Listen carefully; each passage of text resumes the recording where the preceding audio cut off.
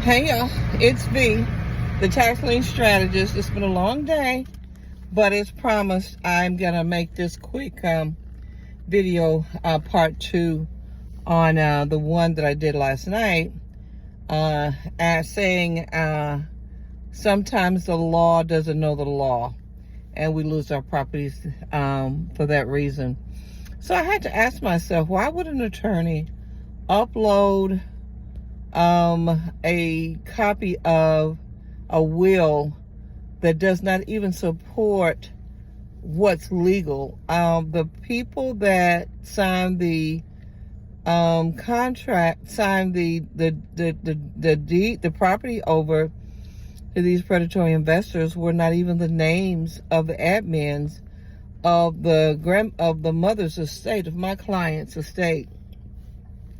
And I say that in jest because he swears that's not his mother's signature. But here's what happened. I may have mentioned last night that this case started with a nephew of his who used to work for a title company, right?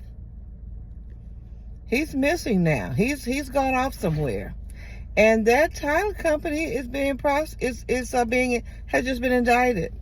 So I'm not going to mention any names, not because I'm afraid to, because this is all public record, but because it's not necessary. You all can Google what a title company, companies in this city have just been recently, charged by the DA.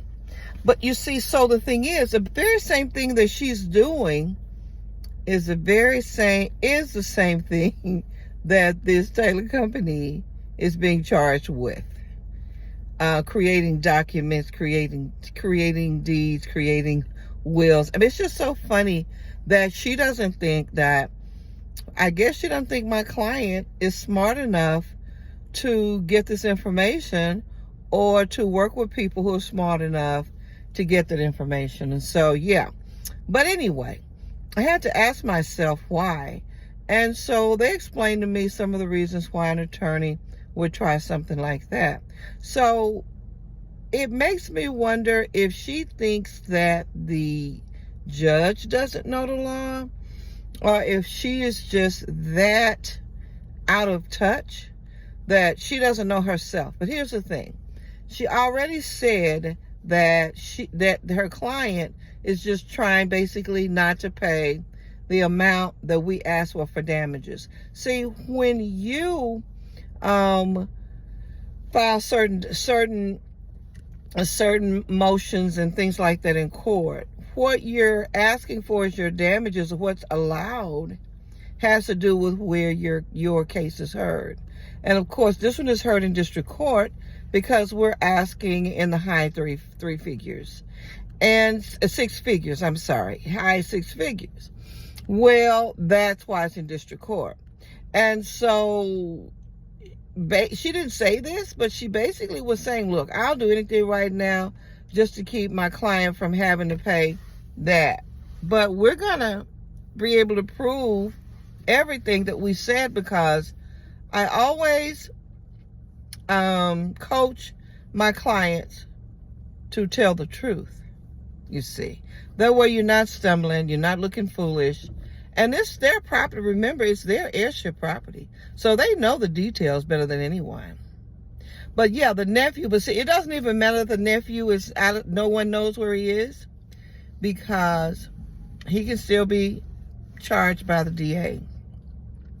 But I do have a child support order that I'm going to have removed that was attached to the property. I have the release, and I have the baby mama's name. You see what I'm saying? So the mother's name, his child's mother's name, I looked it up, and I have that.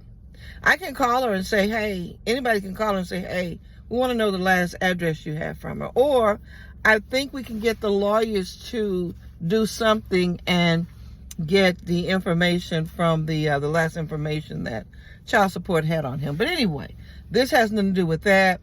But I want to say this. Do not believe people. This lawyer also mentioned that the fact that the nieces were the grandmother's executor Because executor is what you get when someone dies with a will and having left a will, and admin is what you get with if the state has to determine it. But anyway, she says that she can give that power to anyone. I mean, people just making up rules as they go. That's not true. The state of Texas says that is not valid. It's not a valid, even not a valid transaction. So we got so many different ways to go after this. You see, so that's why he's not worried, but he wants it over with. He doesn't want to wait. So we'll file some motions next week and get this thing heard, hopefully really soon, by the judge, and get this over with. But these are the games that people play in court, and take people's money and play games in court, and take up people's time in court playing games when they don't know what they're doing. So I'll see some of you tomorrow at the workshop.